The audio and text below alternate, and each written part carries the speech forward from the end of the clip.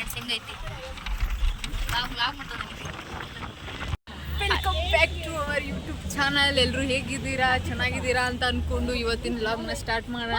ಬಹಳ ದಿನ ಆಗಿತ್ತು ವ್ಲಾಗ್ ಮಾಡಿದೆ. ಸಿಗಂದರಮ್ಮನ ದೇವಸ್ಥಾನಕ್ಕೆ ಹೋಗ್ಬೇಕು ಅಂತ ತುಂಬಾ ದಿವಸ ಆಗಿತ್ತು. ಆದರೆ ಇವತ್ತು ಬಂದಿದ್ವಿ. ಆದರೆ ನಾವು ಇವತ್ತು ಪ್ಯಾಂಟ್ ಶರ್ಟ್ ಹಾಕೊಂಡು ಬಂದಿದ್ವಿ. ಏನಾಗುತ್ತೋ ಗೊತ್ತಿಲ್ಲ, ಬಟ್ ಏನೇ ಆದ್ರೂ ಸುಮ್ಮನೆ ಫೇಸ್ ಮಾಡ್ಕೊಂಡು ಹೋಗೋಣ ಅಂತಿದ್ವಿ. ನೋಡ್ಬೇಕು ಏನಾಗುತ್ತೆ ಅಂತ ನೋಡೋಣ. ಈ ರೀತಿ ತೋರಿಸ್ತೀವಿ ದೇವಸ್ಥಾನ ದರ್ಶನದೆಲ್ಲ. ವ್ಲಾಗು ವೇಟ್ ಮಾಡ್ತಾ ಇರುತ್ತೆ. ಅಂದ್ರೆ VIP ಗಳೆಲ್ಲ ಬಂದಿರ್ತಾರೆ, ತೋರಿಸ್ತೀವಿ. ಈಗ ನಮ್ಮ ಕಡೆಯಿಂದ ಯಾರ್ಯಾರು ಬಂದಾರೆ ಅದನ್ನ ತೋರಿಸ್ತೀನಿ. ಒಂದೊಬ್ರು ಮೇನ್ ಗೆಸ್ಟ್ ಬಂದಿದ್ದಾರೆ. ನನಗೆ ತಿಂಡಿ ಸಿಕ್ಕಿಲ್ಲ ಅನ್ಸುತ್ತೆ. ಪಾಪ ತಿಂಡಿ ಬ್ಯಾಗ್ ಬೇರೆ ಖಾಲಿ ಐತಿ. ನೋಡಿ ನಾವೆಲ್ಲ ಇಷ್ಟು ಜನ ಬಂದಿದ್ದೀವಿ. ಫುಲ್ ಜನ ತುಂಬಾ ಜನ ಇದ್ದಾರೆ. ತುಂಬಾ ಕ್ರೌಡ್.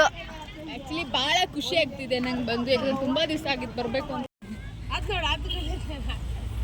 ಫ್ರೆಂಡ್ಸ್ ತಿಂಡಿ ಬ್ಯಾಗ್ ನೋಡಿ, ತಿಂಡಿ ಬ್ಯಾಗ್. ತಿಂಡಿ ಒಂಚೂರು ಇರಲ್ಲ, ತಿಂಡಿ ಪೋತ.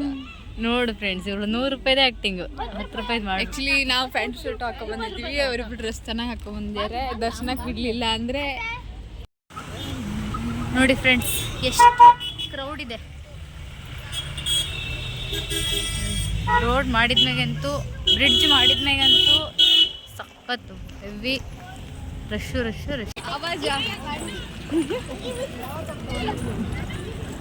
ಆಂಟಿ ಕರೀತಾರೆ. ಎಲ್ಲ ಊಟ ನಮಗೂ ಕೊಡ್ತಾರೇನೋ, ಹೋದ್ರೆ ಬೇಡ ಇರ್ಲಿ. ಬಂದಿರೋದಕ್ಕೆ ಹೇಳಿ, ಏನು ಅನಿಸ್ತಾ ಇದೆ ನಿಮಗೆ? ತುಂಬ ಖುಷಿ ಆಗ್ತಾ ಇದೆ. ತುಂಬ ದಿವಸದಿಂದ ಬರಬೇಕು ಅಂತ ಅನ್ಕೊಂಡಿದ್ರು, ಆಗಿರಲಿಲ್ಲ. ಆದರೆ ಇವತ್ತು ಬಂದಿದ್ದೀವಿ. ಆದರೆ ಬೇಜಾರು ಏನಂದರೆ ಪ್ಯಾಂಟ್ ಶರ್ಟ್ ಹಾಕೊಂಡು ಬಂದಿದ್ದೀವಿ. ನಿಮ್ಮ ದರ್ಶನ ಆಗುತ್ತೆ ಅಂತ ಸ್ವಲ್ಪ ಅನ್ಕಂಫರ್ಟಬಲ್.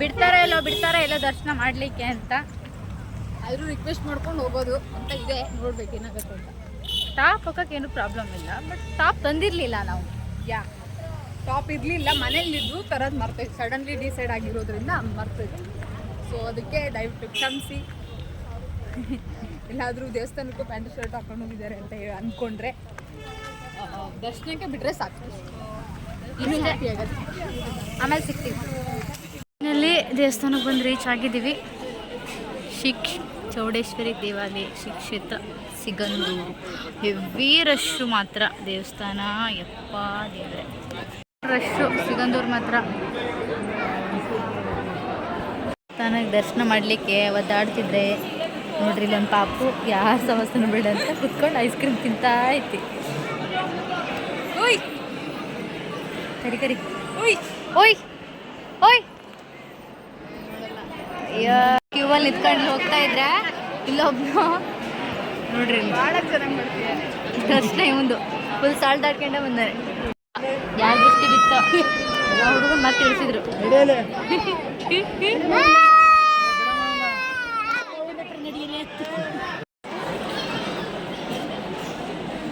ದರ್ಶನ ಎಲ್ಲ ಆಯಿತು.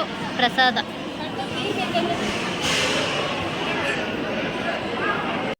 ಸೊ ಎಲ್ಲ ಊಟಕ್ಕೆ ಹೋಗ್ತಾ ಇರೋದು.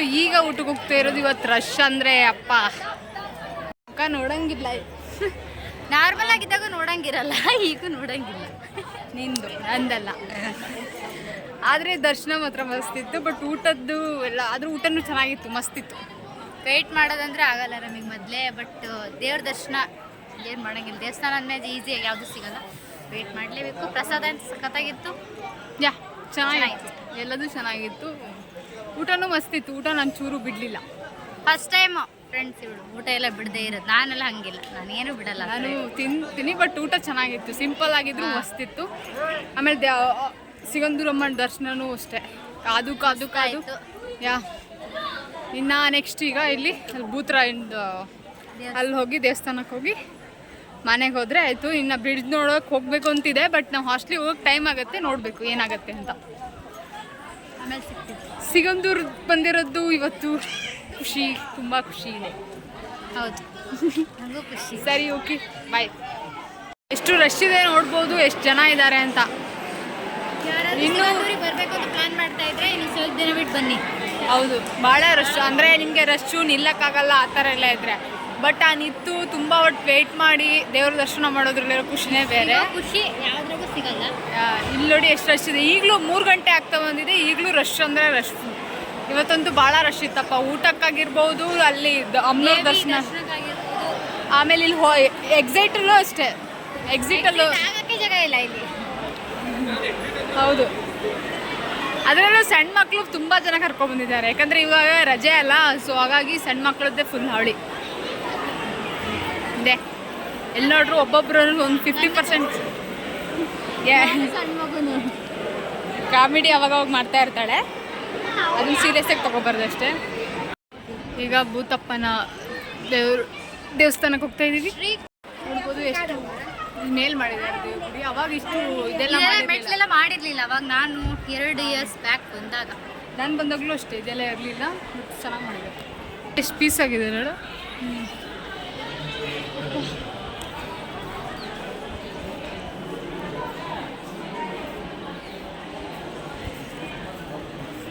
ಭಕ್ತಾದಿಗಳು ಬರ್ತಾನೆ ಇದ್ದಾರೆ ನೋಡಿ.